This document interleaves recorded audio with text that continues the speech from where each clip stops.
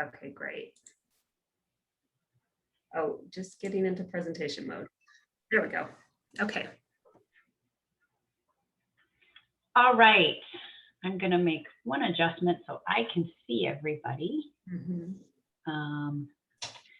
Thank you all for joining us tonight. We are very, very excited to be embarking on this project for the All Abilities Playground at Ken Mercer Sports Park. My name is Michelle Croce.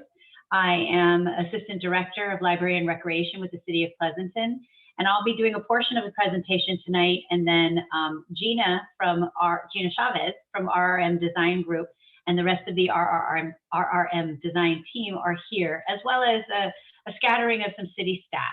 So without further ado, we will get started on this presentation, and then what we're really looking for tonight is feedback from all of you. So first and foremost, before I forget, would like to suggest if you have a cell phone nearby, please grab it. If you have a laptop or some other device that you can also connect to us with, I encourage you to grab it now. There will be a portion of this presentation where we will be asking for you to vote on your phone and to make kind of comments on your phone. We'll show you how to do it as we get into it. It's very easy. All you need is a camera on your phone or the web address, I believe, which we'll show you as well. But I wanted to give you a second to grab that before we get started. So while you're grabbing that, I'll start to talk through a little bit of this project background. In late 2017, residents with special needs family members came to the city staff and identified the need for an All Abilities Playground in Pleasanton. Then in early 2019, Parks and Recreation Commission and the City Council adopted the All Abilities Playground as a priority. In January 2020, the Parks and Recreation Commission voted to recommend that City Council explore the All Abilities Playground at Ken Mercer Sports Park.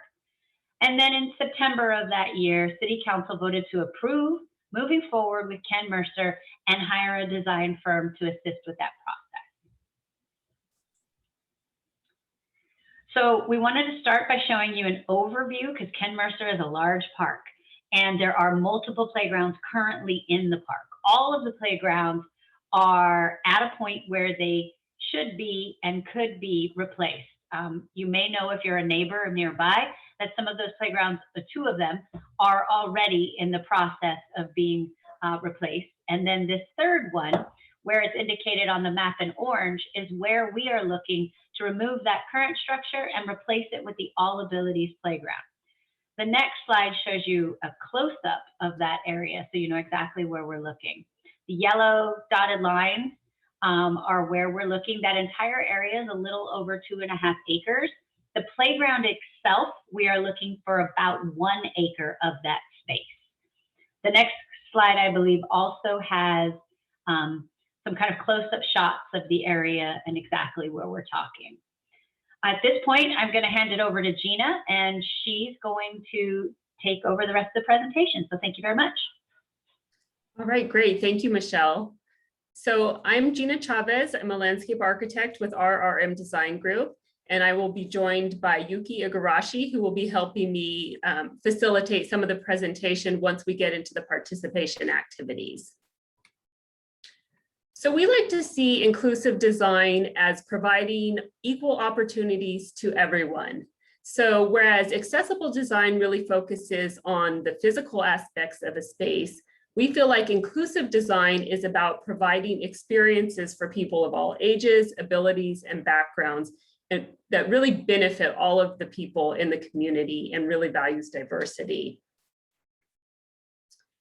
So play is a great way to bring people together, and play engages all of the senses. So in addition to your typical senses that you would think of, like touch, sight, smell, and sound, there are also a couple of additional senses that we need to consider when we're designing an inclusive playground. One is vestibular senses, and this is really how the body moves and balances within a space. And then the proprioceptive senses, and this is how a body is positioned in space. It's really anything that stretches, pushes, or pulls on the body's muscles and joints. So we'll be exploring all of these senses in the design of the playground, and we're going to show you some examples of images that really explore these different senses. So up on the screen is a recently completed inclusive playground in Hayward that we worked on. It's called Mia's Dream Come True. So we're going to use this as an example of some of those senses that we talked about and some different design strategies that we like to include in our inclusive design. So that doesn't mean that the Pleasanton playground is going to look like Mia's Dream Come True. We just wanted to use it to illustrate some of the variety in colors, shapes, spaces, and different design strategies. So the first one we want to show you some images of are the sensory equipment. So you have everything from musical elements to optics and touch and shadow play. The example on the bottom left-hand corner is a piano like in the movie Big. Actually, the designer who designed the piano in the movie Big did this piano as well. So it has these lasers. As you run by them, they play the particular notes in a piano. So that's a fun one. But then you have some more simple things like the shadow play in the upper right-hand corner. So another important element in playgrounds, we all know, are swings. And this is really one of those things that initiates that proprioceptive sense. And there are all types of swings, and we want to include those so that everybody has a chance to use them. Everything from simple belt swings to bucket swings to full harnesses. And then the bottom left on the bottom middle image is actually made for wheelchairs so that you can wheel up into it and then get to swing back and forth. So other important slides that everyone loves, other important elements in a playground that everybody loves are slides. So all different types of slides as well to connect different levels of a park, and also climbers. So you can accomplish that by having these sculptural elements or these features that connect you from one space to another. And then in the upper left-hand corner, you see these gentle slopes, and that's really makes it accessible for everybody so that you can roll down them, you can wheel down them, or run up and down them. So spinners and movement, another important element of the vestibular senses. So we have these ground level spinners, which are accessible to everyone. You can roll into them, walk into them, or go around the outside of them. Another cool element at Mia's Dream Come True is this wheelchair seesaw. So you can either run up it or you can wheel up it on either side, and then the different platforms move. And then there's just all different types of movement throughout. So the trampolines, we have the wobbly bridge here. And another important thing to point out is that we have access for everybody throughout the site. So if you can't run across a wobbly bridge, you can wheel next to it and you can be playing side by side with your friends and family. So one of the important elements of the senses is water and sand play. And this is what all kids are drawn to, not just kids, as you can see in the bottom left-hand corner, also adults. So there's all different ways to incorporate sand and water in play. And we wanted to really get your feedback on what your thoughts are with that. So there's the sand, there's these type of elements where you're working together in a group to accomplish a goal. And then there's like this one where you have the channel and movement moving throughout the site. So imaginative play is a great way for kids to interact together and learn as they play. So really you're creating an environment where they can be anything. So whether they're a fire truck driver, this is actually a real fire truck cab donated by the city of Hayward, and it was turned into a play feature. Or whether you're climbing inside of a whale's mouth, or you're doing some type of drama in a theater and pretending to be, in a stage performance and going up to the top level. There's all different ways that we can incorporate this imaginative play and really create a special sense for the Pleasanton community. So that's not to say that we want to use one of these themes. I'm just going to admit one person that's in the room. But really that we want to hear from you tonight, what is special about Pleasanton and how can we make this park super unique and imaginative?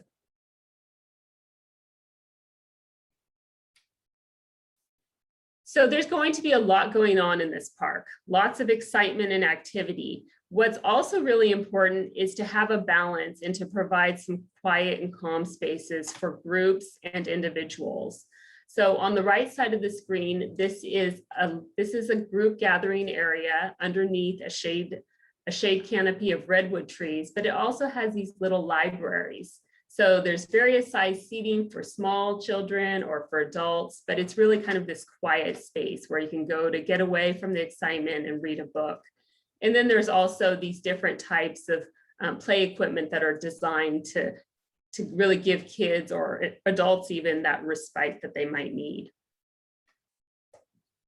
So weaving art and whimsy into the design is a great way to create that sense of place for Pleasanton. So we're really excited to hear what ideas you have for that. But these are some examples of parks that we are currently and have worked on. The middle image is a ceramic. It's meant to look like a big flower pot. So this is actually concrete, but it looks like a ceramic pot, and you can sit around the outside edges like a seat wall. And then it has this shade sculpture coming up out of the center. And then there's just fun ways where you can climb on top of a whale. This image is a part of a roadway design where you have these fun signs throughout that say things like stop and smile or 880 happiness, which we all know is not exactly true, but in this playground it can be. So in addition to providing play features in the playground, it's going to be very important to provide other activities because, like we said, this is going to be a park for everyone. So we're really excited to hear your ideas on things you would like to see in the park. These are some examples of ideas that really encourage all people to participate. So I'm going to go through a couple of these. The upper left-hand corner is bank shot basketball. And this is kind of a spin on your traditional basketball where you have these colorful baskets and the hoops are of different heights. And you have these backboards that are different configurations, which really allows for a range of skill levels to play, people with a range of skill levels to play side by side next to each other. And then you also have different types of table games where, this might be fun for teenagers, the table tennis, or you have game tables like chess and checkers where you might get more of an intergenerational mix of people playing. And then lawn games, just simple things like cornhole or frisbee is a good way to really get people to interact. So again, encouraging users of all abilities and ages would be creating these family and social spaces. So providing, there's already a great walking path, walking loop at the park, but we would really want to build on that and create some kind of loop within the park itself. So walking paths, group exercise areas really encourage socialization. Group picnic will be very important and it will be shaded, whether that's a shelter or within the tree canopies will be to be determined. And then also just providing these integrated spaces like you see on the bottom, on the middle and the right, it's really bringing people into the spaces so that they can be watching what's going on, socializing together, and just really feel like they're part of the action and not like on the outside fringes. Great, so now we are going to move into an open discussion. So I'm going to pull up Google Sheets and we're going to ask you a series of questions and we'd like to encourage you to participate. And there are two different ways you can do so. So you can just raise your hand and we'll take your comments, or you can also type in the group chat and Yuki will monitor that and read those to me as we go. So the first question we have is, what ideas do you have for incorporating inclusive design into the playground? Then I'm just going to go through the other questions too. So if something comes to your mind and we want to hop around, we can do that as well. So the second question is, what are your ideas for incorporating the spirit and character of the Pleasanton community in the design? What are elements that make Pleasanton special? So this is really trying to get at the heart of how are we going to identify this park as the Pleasanton All Abilities Playground? What's going to make it really stand out and be special? And then finally, if you just want to share any comments or concerns you have, then we'll put it in this tab. Now, also please note that this is not about gauging preferences at this stage yet. So it's really about brainstorming. So feel free to say whatever you want. If somebody's already made the comment, maybe refrain just in the interest of time, because later in the presentation, we're going to give you an opportunity to make preference selections. So do I have any takers on? Gina, do you want to mention the hand raising? I can watch for people raising hands if Yuki's watching for the chat. Yes, that would be great. Just please raise your hand. Or if nobody's saying anything, feel free to shout out as well. Did we explain where the hand raising tool is? Yes, Yuki. So I'm not seeing, since I'm seeing the presentation screen, I'm not seeing the full. Right, so participants can raise their hand under the reactions. So if you go to the menu bar, one of the options you have is reactions. And when you pull that up, there's probably a lot of reaction choices, but you can select that, the raise hand. And I believe the other way is to pull up the participants panel, which is also in the menu bar. And that gives you, okay, we have one raised hand.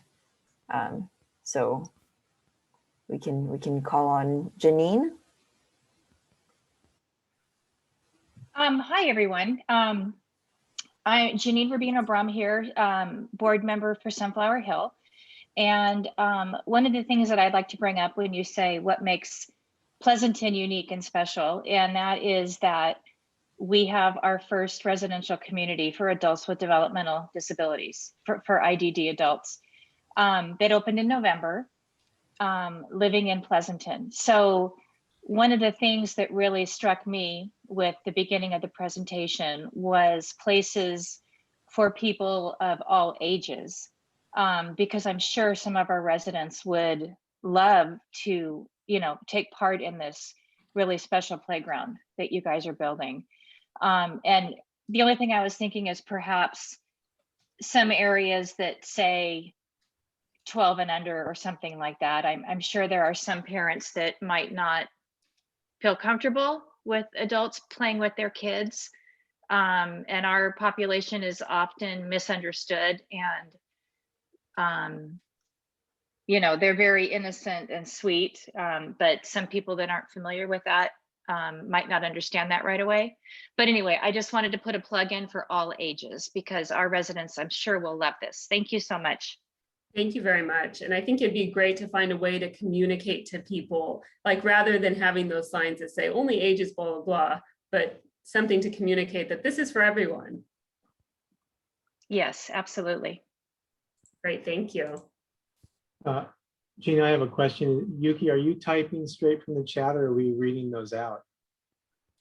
So typically Yuki would read the chats to me and then I would type them so that everybody can hear the comment.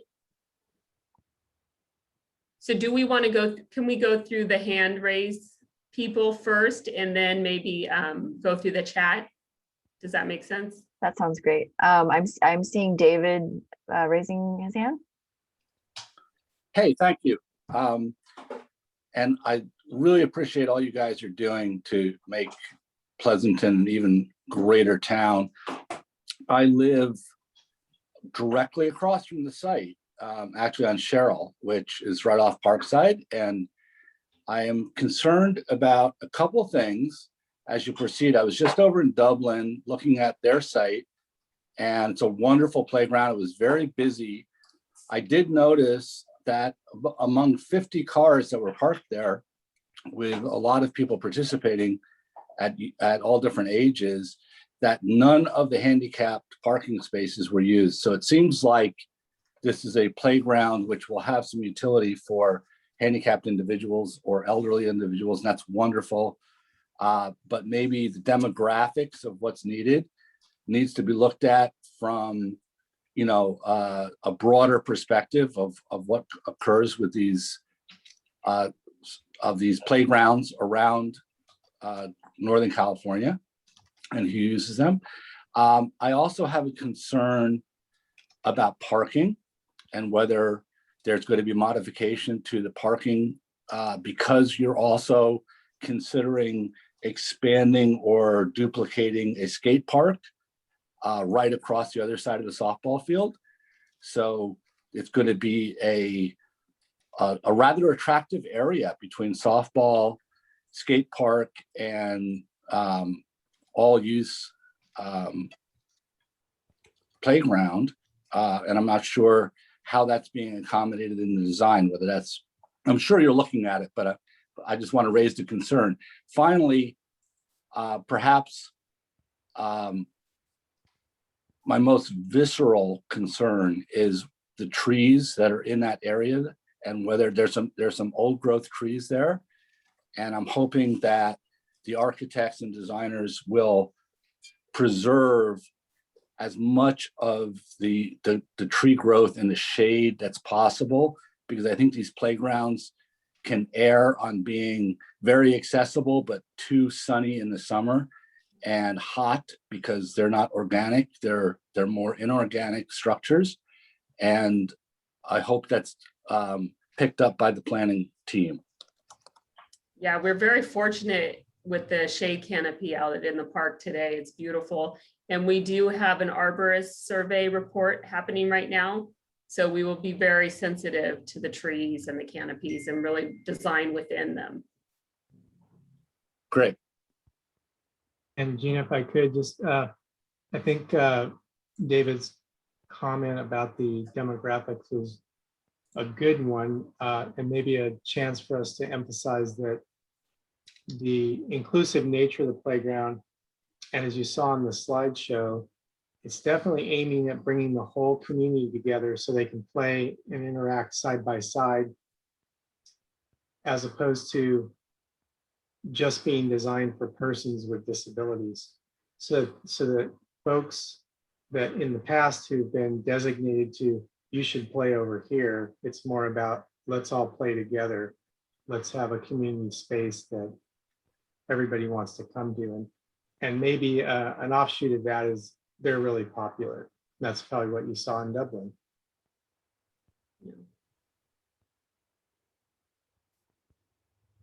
Okay, I see Kerry has his hand up. Hi, my name's Kerry. This group came to the Special Needs Committee, and I had a chance to talk a lot, but I have a couple more ideas because this stuff is so much fun to talk about. I was thinking about also usage at night, what the logistics are for keeping it later in the day. We don't want to, bother the neighbors, but I know that like a lit up park is really cool, and it also might be more amenable to the more older adults. When it's after bedtime for the kiddos, and certain lights that could be very a visual element. Also had another idea. I have a special needs kiddo too, and it's hard to be not to be a helicopter parent, but sometimes our kiddos wander off, sometimes they run. So I want to make sure that there's a good boundary area, that it's easy to tell when kids are running away, and that there be like certain points of obvious entry and leaving, and wondering that if there could be like a docent program. We have like the senior center or a lot of volunteers who might like maybe dress up as like a ranger, or I don't know, like so somebody who's there that kind of represents authority can say, oh, okay, you have to go back into the park. Or if somebody sees, oh, there's another adult watching, the other adults might be more well behaved, because sometimes the parks can get argumentative. So just having more people around, I think would keep things more civil. So. Gina, I think this might be a good time if I don't know Michelle wants to comment on the hours of park operations, just from a policy standpoint. When is the park closed officially at night? Sure, absolutely. So all of our parks in Pleasanton, unless Matt, correct me if I'm wrong, if there's some unique situation that I'm not thinking of, all of our parks naturally fall under the dawn to dusk park hour situation. I know that sports parks, including Ken Mercer, that have lights, and this playground does abut up right next to the softball field. There are lights there. I'm not absolutely familiar with how much lighting currently bleeds off of those lights. I think the neighbors probably know better than I do how light it gets in surrounding areas off of those softball fields. But any field or area that has light stays open till 10. All the other parks without light are dawn to dusk. We certainly, absolutely will look at and consider lighting for this playground if that's what is desired by the general consensus. Absolutely. Before we call on the next hand, I'd like to read a comment in the chat. Ryan says, I think a good design idea that incorporates or what stands out in Pleasanton is the Pleasanton sign that we all see in downtown. Maybe incorporate small signs that match the downtown sign at entrances. Also, maybe incorporate a large area where kids and young adults can use chalk to create art. I'm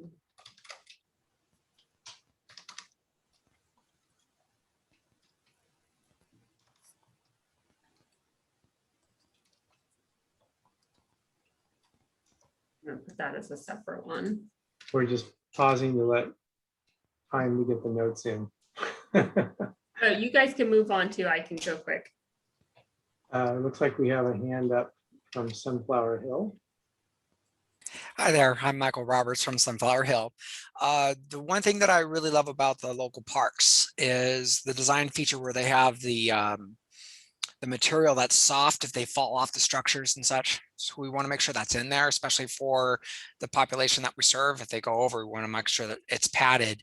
And also, what is the situation with water? Are you going to be using recycled water? How is it going to be cleaned? Things of that nature, because we're obviously in a drought situation. And so I am curious how that would be resolved or considered. Thank you. Yeah, it's a good. From a technical standpoint, yeah, water would, the city's already let us know that it would be a very careful topic we'd have to explore and research. But from a safety standpoint, if you were to have kids interacting with water, it would be potable water. And research it. Yeah, you have to look into the cleaning of it, and there's all sorts of health codes related to using water in a park.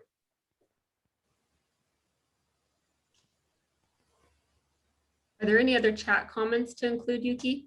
Yes, I'm going to read that out loud. If usage is allowed after dark, security concerns must be addressed, as it may be a great temptation to party after dark. Is the city considering impact to law enforcement hours?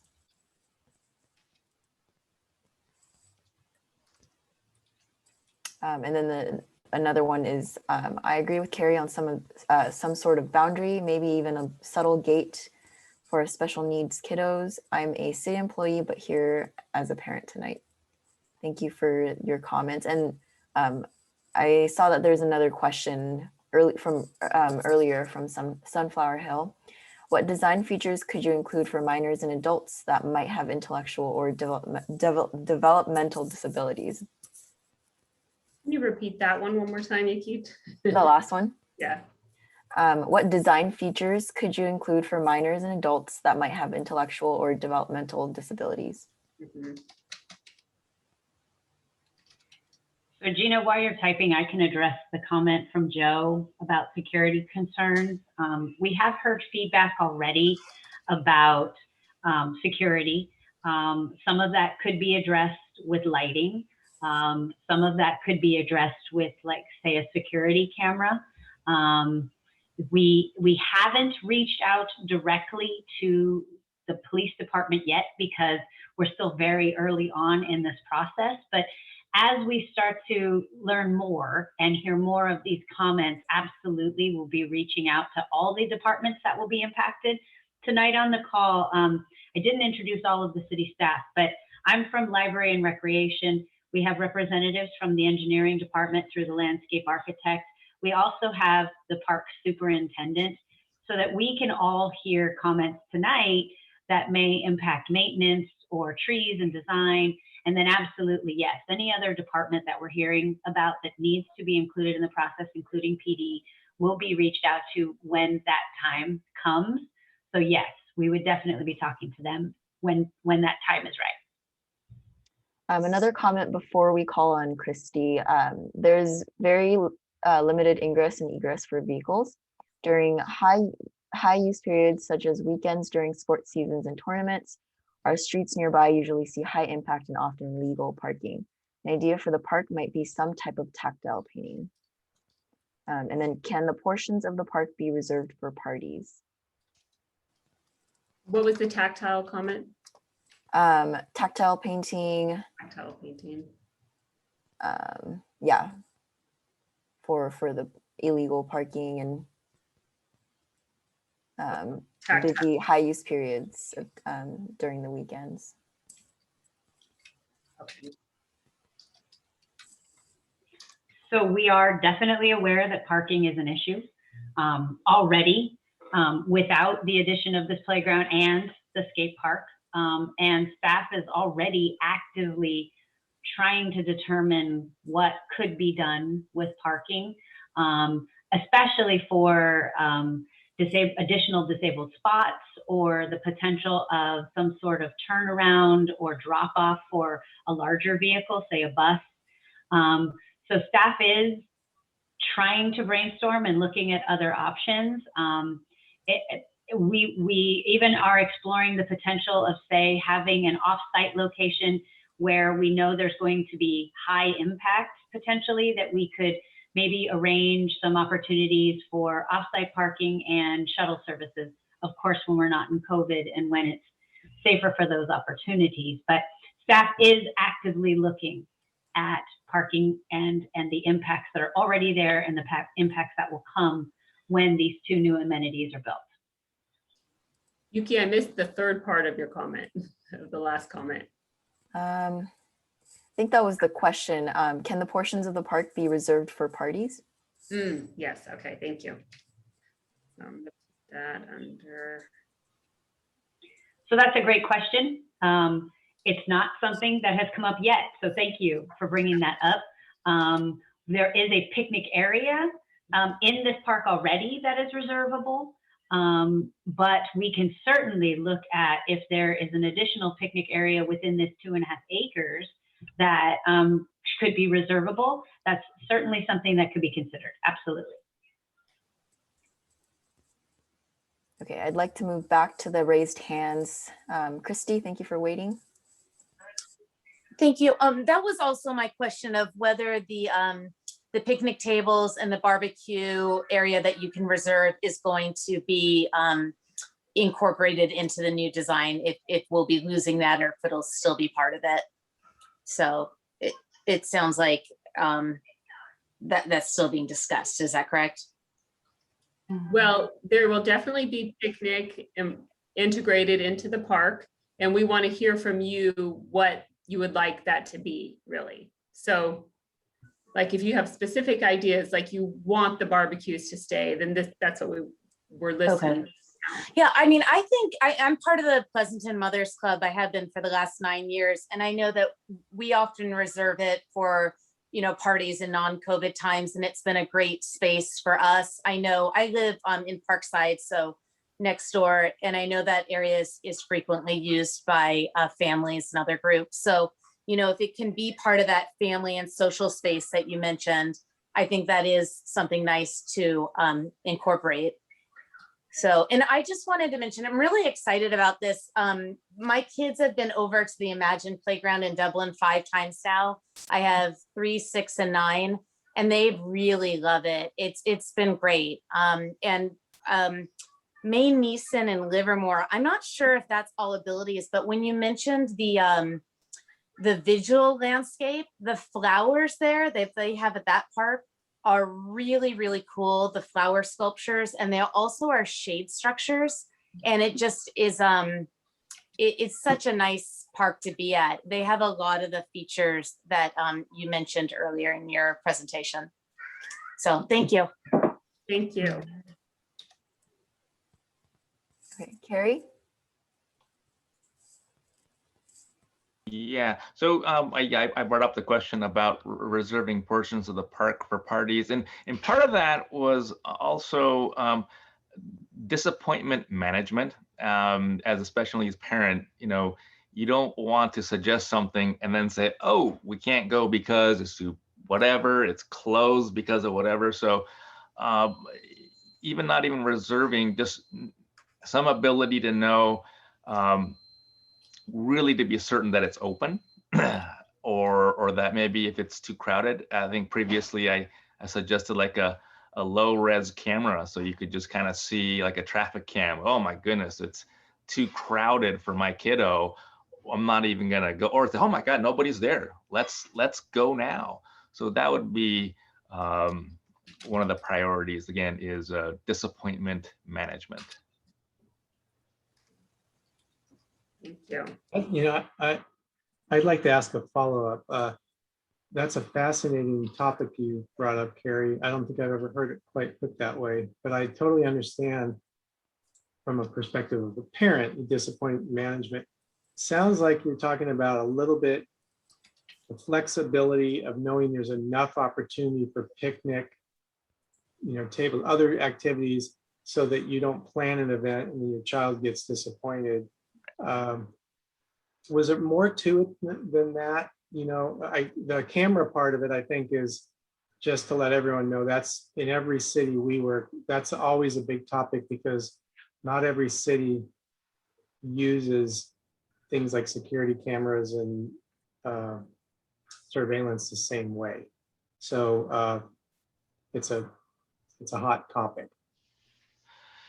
Yeah, I guess it's maybe even along the lines of say parking. If we have to park really far away, the kiddos might go, oh my God, I don't want to walk. And we want it to be all positive, and the going and coming can be a big deal. Also, if you have stuff in the car and you go and then something happens, sometimes you need that extra stuff in the car. And if the car is too far away, that can be a deterrent too. So I also want to make sure that it's so accessible that the parents are more likely to go, because sometimes we're so tired, we're like, oh, maybe next week. But if it's so well designed, we're more likely to take better care of our kids. So I think you're maybe suggesting a drop-off area, Carrie, as well. Like you could stop and get all your stuff out, and possibly.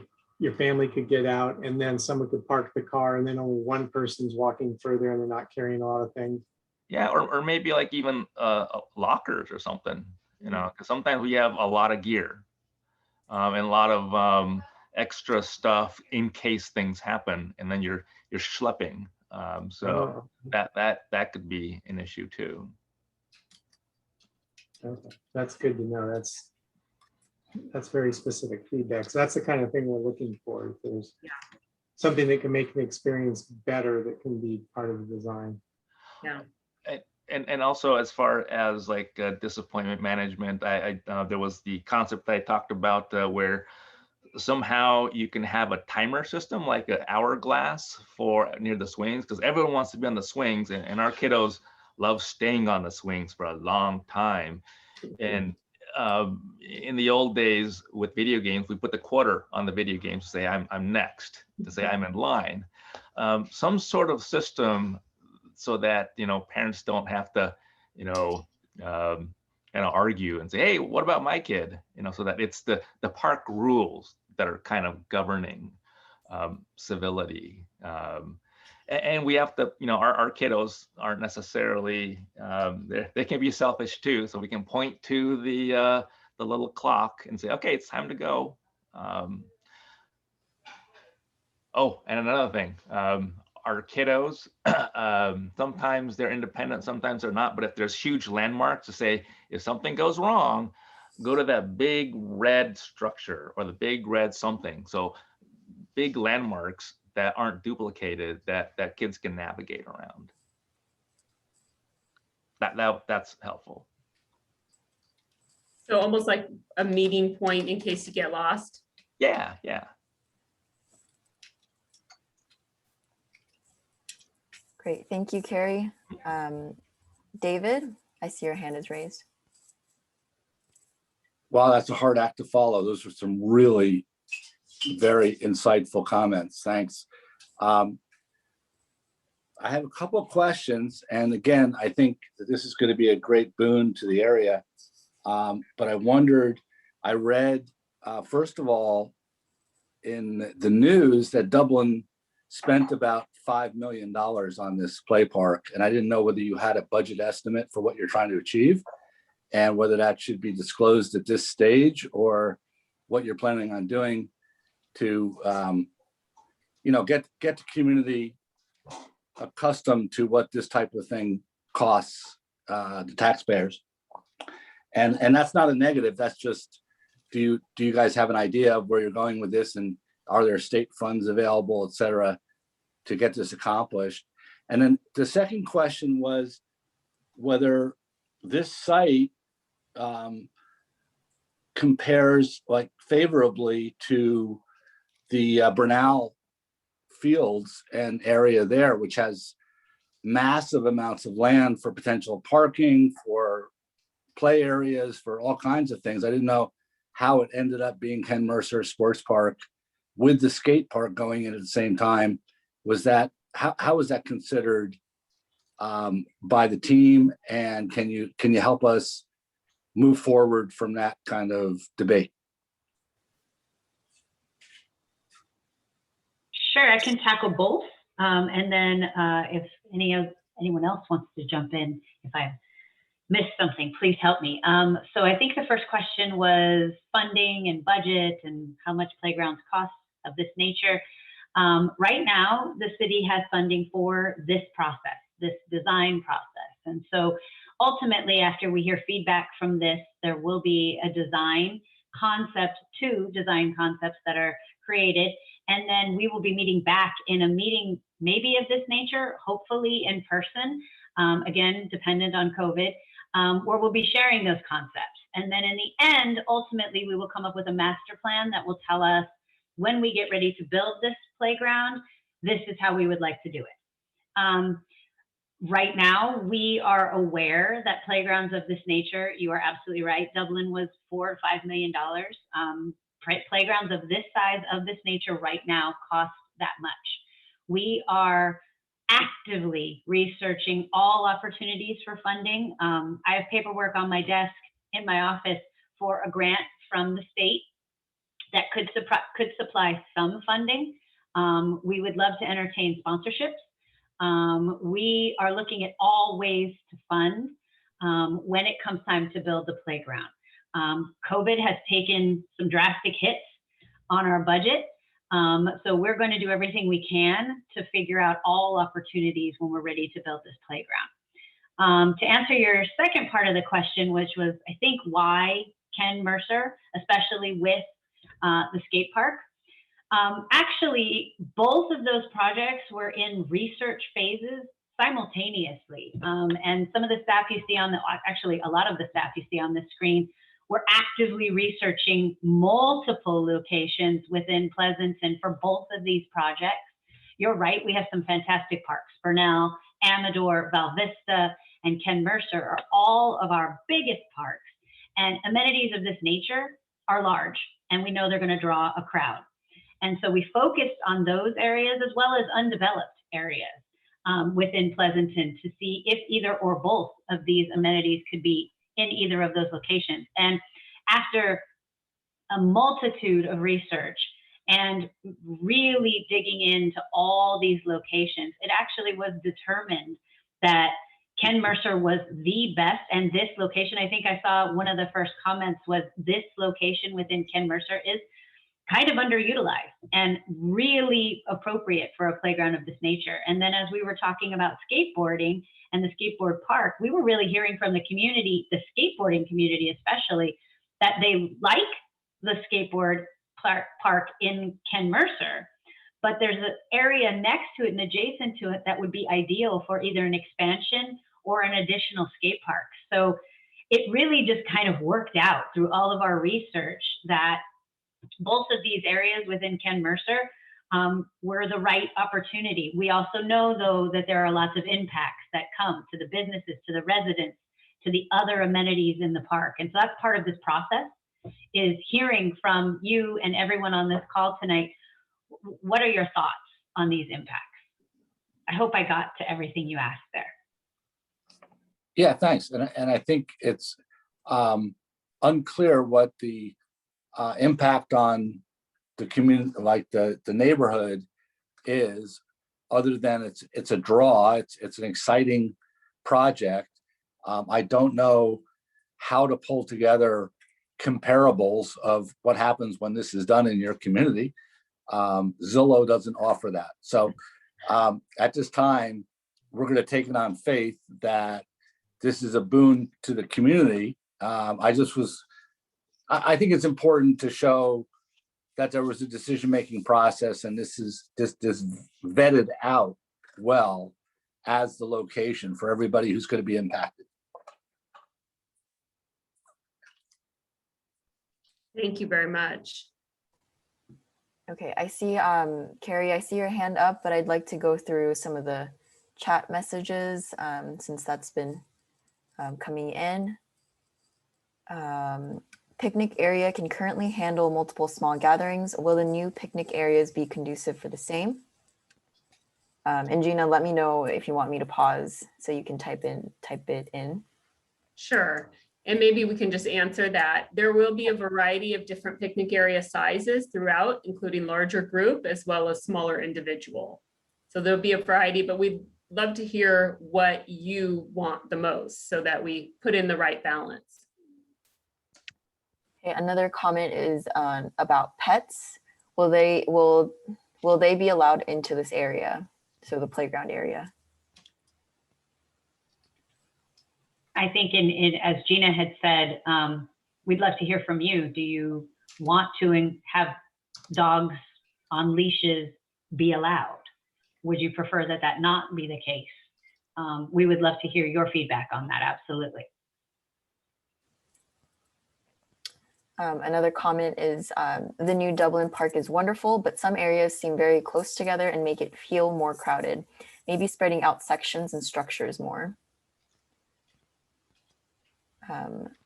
What will be the impact to the city maintenance budget? Was that you, Giacomo? I guess that's me. Yeah, I'm the parks maintenance superintendent. So a couple things come to mind right off the bat. One is that all the playgrounds are inspected on a weekly basis. So obviously this would be a much larger playground, and therefore we'd have a much larger task at hand to inspect it on a weekly basis. And then obviously with increased usage comes in all the things that come with that usage, such as more trash and debris, more garbage cans to empty, more planters to maintain, those type of things. So it will definitely be an impact, undoubtedly, that this will increase our maintenance at the park. To what extent, it's a little hard to know. Some of the surfacing for some of these all-inclusive playgrounds are actually lower maintenance, some of the rubberized surfacing.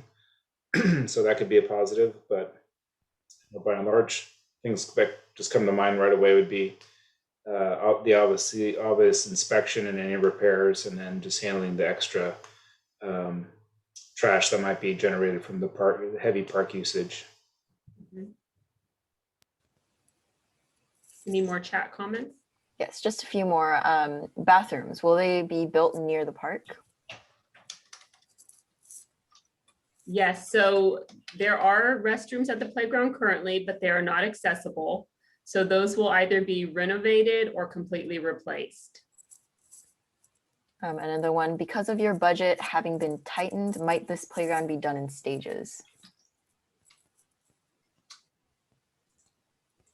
That's definitely always a possibility, phasing.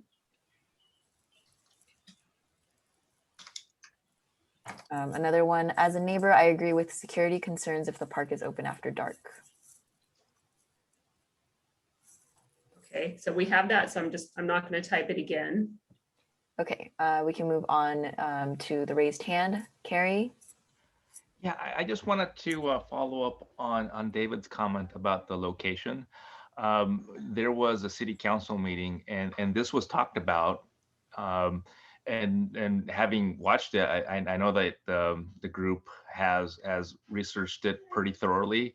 And there's another concept that I wanted to bring up too that was talked about lightly, but it's really important that inclusion is really, really important for special needs. We struggle to, well, in the past, special needs schools were located, far away in institutions, and there was a big push to bring back kids to regular schools where they have special day classes. It's more difficult, but it's actually really good for the kids and for the general ed population too. So the element of neurodiversity, special needs, it brings out the best in people, and I've seen that on campus. And so Ken Mercer is crowded, yeah, but it's also at the heart of the city. And so we want to say, hey, all abilities, all means all. You are part of the community. We're not going to ship you off to an unincorporated area. We're with you, and that is a huge statement. I think that's something that will resonate with as a community of character. We will put this place with the rest. So I appreciate it that it's centrally located, even though it's going to be kind of crowded. Thank you. There's one thing I wanted to add that sort of ties into that discussion about the park and being popular and the parking and the issues that relate to that.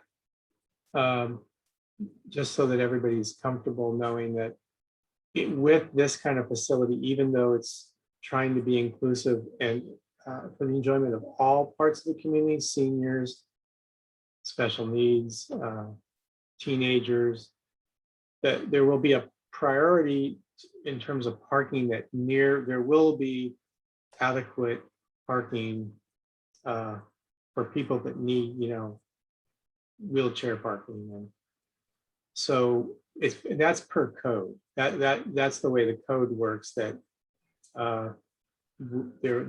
if you have somebody that has a wheelchair, their parking space won't be at the other end of the park. It'll be nearby, which by definition means some standard parking that's there today may have to be changed out. Okay, I don't see any more raised hands, but I do see a couple more comments in the chat. Okay. One is, would prefer more space for groups 8 to 25-ish. And then another one, please consider lifeguard on duty hours approach to overseeing peak use times. What was that one about a lifeguard? Sorry. Lifeguard on duty hours approach to Oh, oversee during peak times. I see. So not for water play, but just for general park regulation. Okay, got it. Right. Are there any more comments? And there will be more opportunities to give your feedback. We're going to be doing an interactive poll next. So you'll be able to type more comments and also select your preferences on some of these amenities that we've discussed. But still, if you have anything else to say, please feel free. All right, any more chat comments, Yuki? No, I haven't seen anything being added. Okay, I'm going to switch back to the presentation now.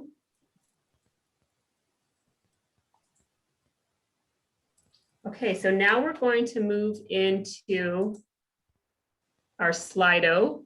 Oops, sorry, my computer is lagging a bit. Let me go back. Okay, so this is when you want to grab your smartphone or your other device, such as a laptop. And for those of you who have already done this, we appreciate your patience, but some people never have. So there are two ways that you can join the Slido poll. You can either bring up a browser window and just type slido.com and then put in this code PLO422. And that's going to be on the next slides too, if you're not there yet. And another way to do it is just to take your smartphone, pull up your camera, and then hold it up to your screen to this QR code here. You don't have to click, you just hold it up and a pop-up window will pop up. And then you touch the pop-up window and it takes you directly to the survey and you don't have to put in a code. Gina, you said PLO, PL0? Oh, yes, thank you. Thank Yeah, you. I just want to clarify a couple of things. So first thing, yes, the code is PL0422. You do not need to add any hashtag. When your website pops up, it already has that hashtag in front of it as that screen shows. So just PL0422. Are the caps required? What was that? Capitalization of the P and the L? I don't think so. But I guess it wouldn't hurt to try having it exactly as shown. And you do not need to download any applications. It's just going on Safari, Google Chrome, Internet Explorer, Firefox, any web browser that you normally use or how you join this Zoom call. And it's a great tool that shows all of your opinions right away on screen and all together. So we would love to collect all of your opinions on this platform as much as possible. Can you repeat the code again, please? It's PL0422. Thank you. That's And today's date. it does not need to be capitalized. I just tried it, it's fine. If Okay. you just type in PL0, yeah, 422. Thank you, Michelle. So our first question is sort of just a warm-up question, just to get us practicing using the device. So go ahead and if you're on, answer. Great. So it looks like we have 9 entries, 12 now. So that's great. 14. And feel free to ask questions in the chat if you're having trouble getting on. We would love to have everyone join this voting process. And Yuki, I think even if someone was struggling with something, they could just turn their mic on and ask to make sure we don't miss them. Yes, definitely. We will be recording all of the comments on chat and any verbal comments as well. And then as an alternative, if you don't have another device, you can type in your preference or selection into the chat and Yuki can put it in manually. That way your selection is counted as well. And Gina, one more question, Gina. If we're going to be posting this after the meeting so that if somebody really somehow their computer fails on them, they can do it tomorrow or. Yes, exactly. That's right. So we will be posting the survey on the city's website and we'll talk about that at the end of the presentation as well so that you have that information. All right, so we're up to 18 users. That's pretty good. 19, great. And we'll just give it a few more seconds since that just jumped up.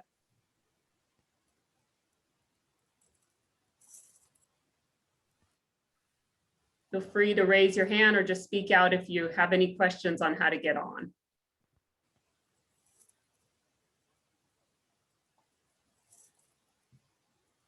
All right, I think looks like we're staying stable at 19. Mm-hmm. All right. Okay, so this first question is going to be a word cloud. So what reflects the spirit and character of the Pleasanton community? What is special about Pleasanton? So this is part of the discussion we just had. Now is your opportunity to have your selection recorded. So for example, if you say the trees in the park, and then another person says it, the word will get bigger, and it'll get bigger and bigger as the responses increase. Also, you can answer this as many times as you want. It's just that if you give the same answer, that will not be recorded. So if you give a different answer, it will be recorded. So it looks like the trees are very popular. As you can see, it's central and the biggest word. The dairy, the Pleasanton Ridge, diversity, Main Street, the Pleasanton sign, excellence, heritage, safety, character, inclusive, digestible. That's an interesting one. Does that mean we're going to put edible plants? I kind of like that. Hometown feel, caring, involved. It looks like safety and character are also popular answers. Mm-hmm.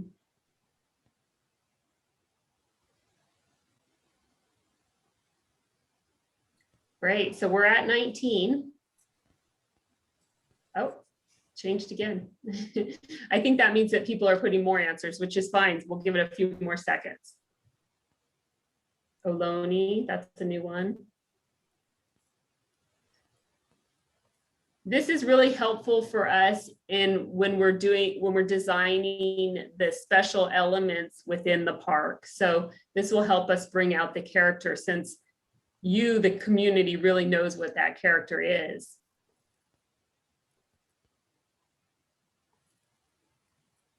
All right, so we're up to 20. That's great. That means another person joined. Hometown feel is important. Dogs, county fair, service dog friendly, beautiful.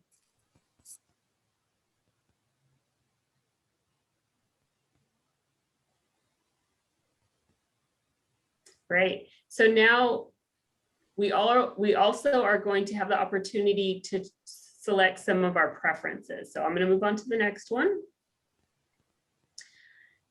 So the next question, if you could just hold off on answering it. I don't know if it's open yet. Yuki, is it? It is open now. So Okay, you should great. be seeing it on your screen wherever you're accessing Slido. Okay, so the next question will be, what are your child's favorite things to do in a playground? So I wanted to just refresh your memory on some of the images we showed you before. So we had the sensory play, the swings, the slides and climbers, spinners and movement. And that doesn't mean you have to select one of these. Water and sand play, please throw out your own ideas as well. Quiet and calm spaces. Great, so people are already entering. And this again is a word cloud. But the next one will be a multiple choice. So we'll be listing out all of these different features, and then we're going to be asking you to select your favorites.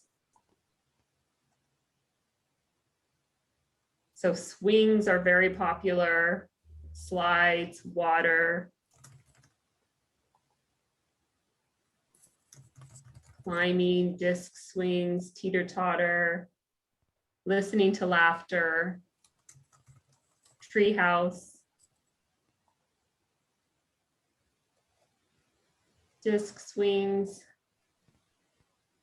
multiple levels. That always makes a site more interesting.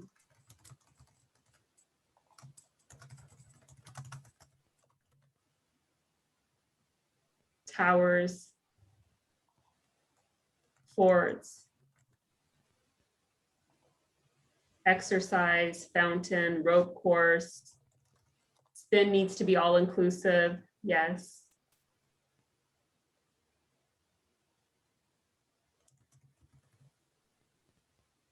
So we have 17 responses. We'll just wait for a few more. I think 20 was our max on the last question.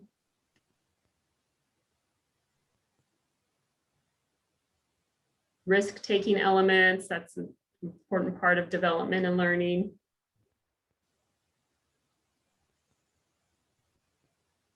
gathering spaces, zip lines.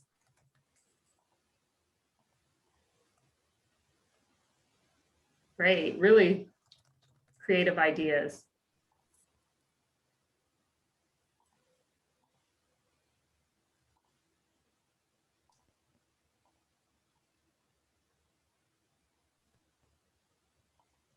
Art area.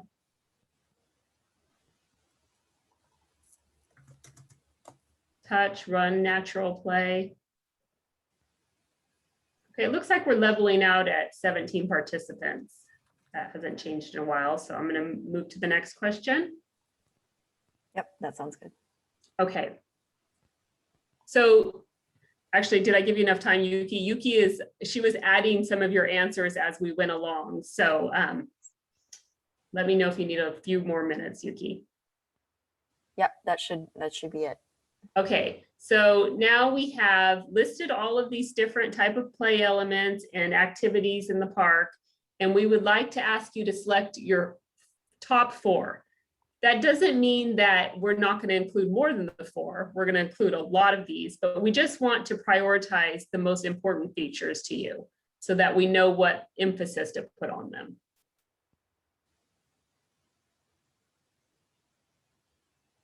Okay, so we have one answer here, risk-taking, zip line 3.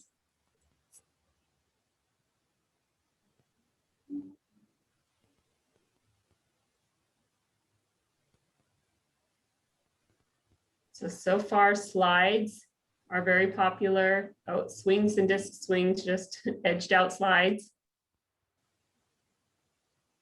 Climbers and ropes are popular, tree houses, towers and forts.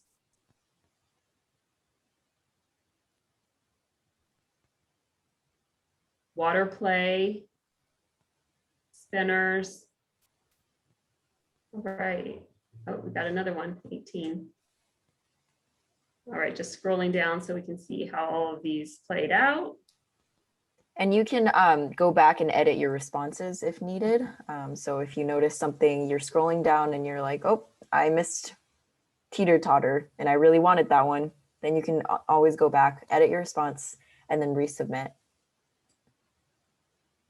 And it looks like we have 19 All right, participating. great. It looks like swings, climbers, ropes, tree houses, towers and forts, slides, all of those very popular. Great. All right, so now we are going to be asking, the next question will be, what activities and amenities besides play would you like to have at the park?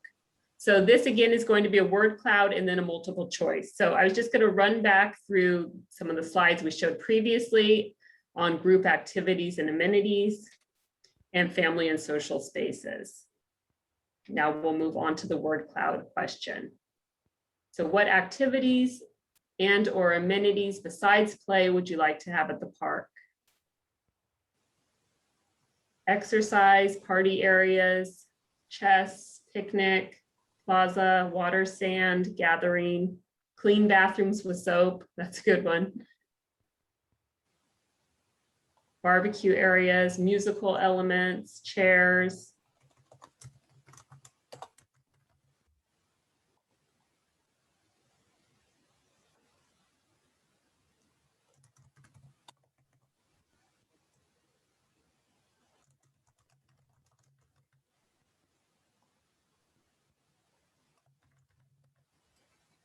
Shade is another very important element. Competitive games, tree climbing.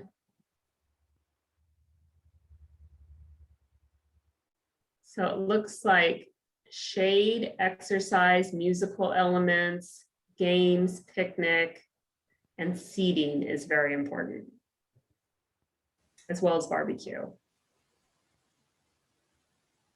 Okay, so that's 19 participants. So I'm going to move on to the multiple choice question. So once again, do you have enough time, Yuki? Yes. Okay, so once again, we've listed out these features and these amenities and activities, and we're asking you to select your top 4.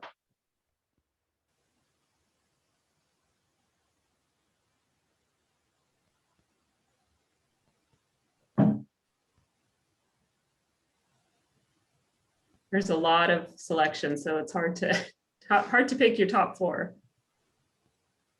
Walking loop, group exercise, picnic and party areas,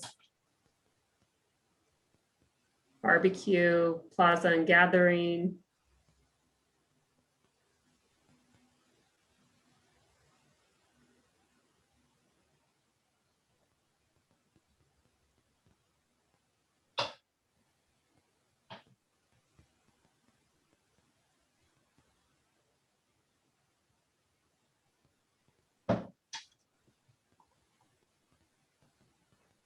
Great, so it looks like the group picnic and the party areas are a very important element to emphasize. The walking loop, also popular, group exercise, lawn games, plaza and gathering. We have 18 participants. Do we have one more? We might have one, or maybe 1 or 2 more. Okay, We did have 19 people in the last question. okay, great.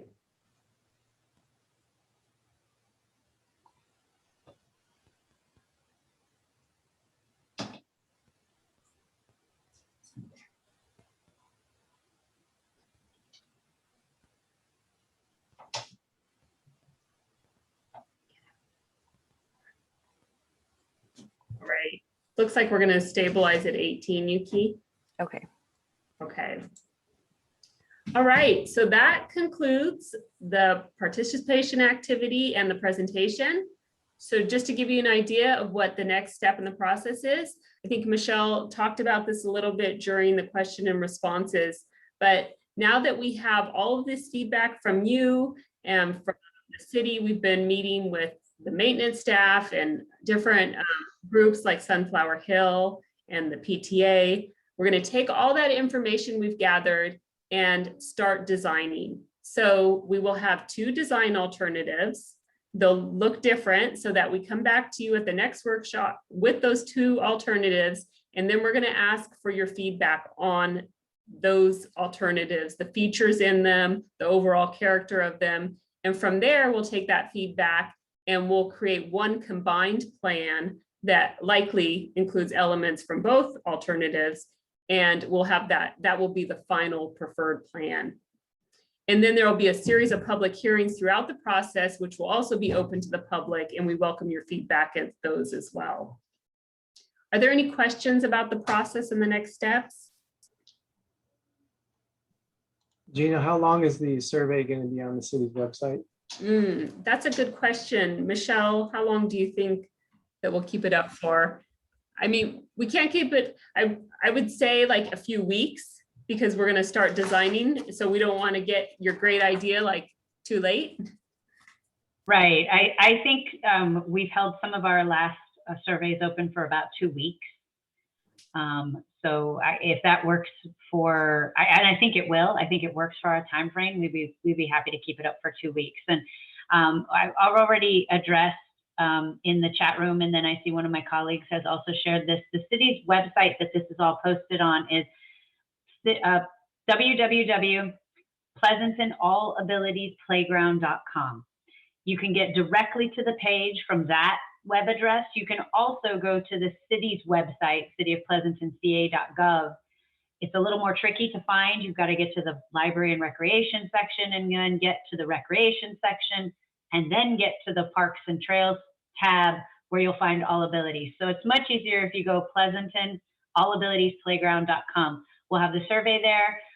We have a interest sign up for email if you have other friends who couldn't be here tonight and they want to reach out to me. My email contact and phone number is there, or they can simply just put in their contact information and be added to our interest list, and we will continue to communicate with them on all steps of this process that way. And then I think, oh, sorry, I think I see a comment in there about Zoom access. We will definitely be posting this presentation on that website. We already have some information that's from staff meetings and commissions and council that's already posted there, as well as one other presentation.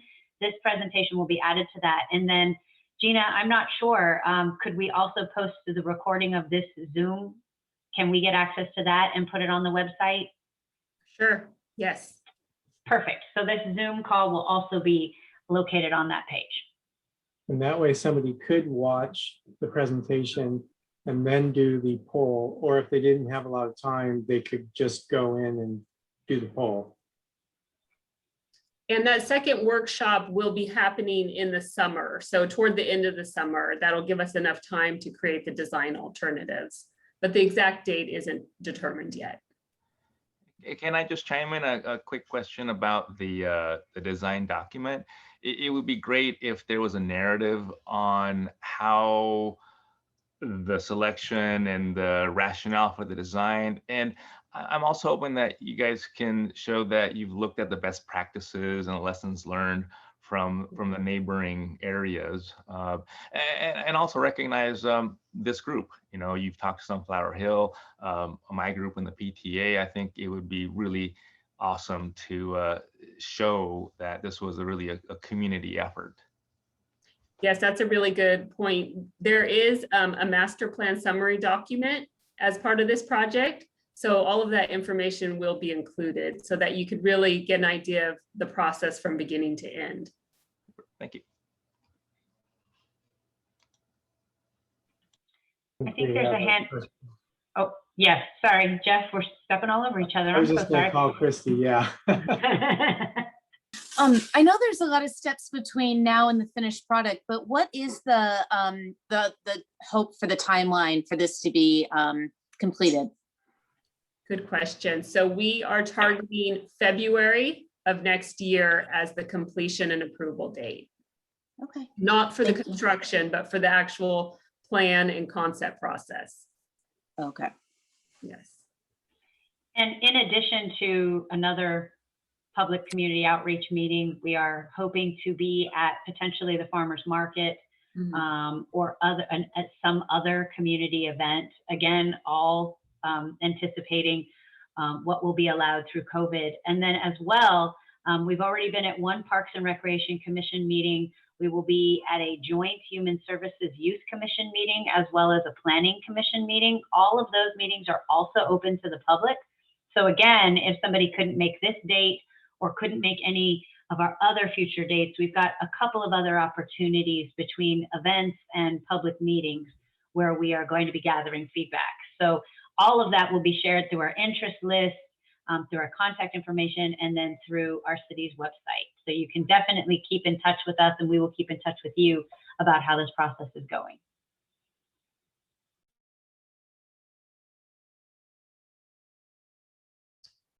Great.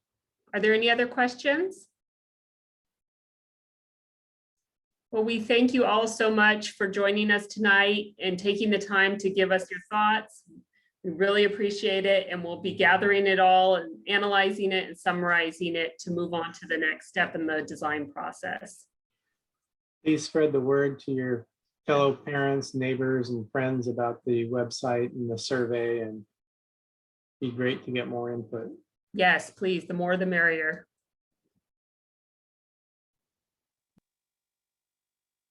Right, well, thank you all very much. I'm gonna stop sharing.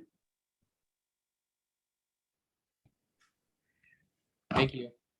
Thank you again, everyone. Have a great rest of your evening. Good night. Bye. Right. Take care, everybody.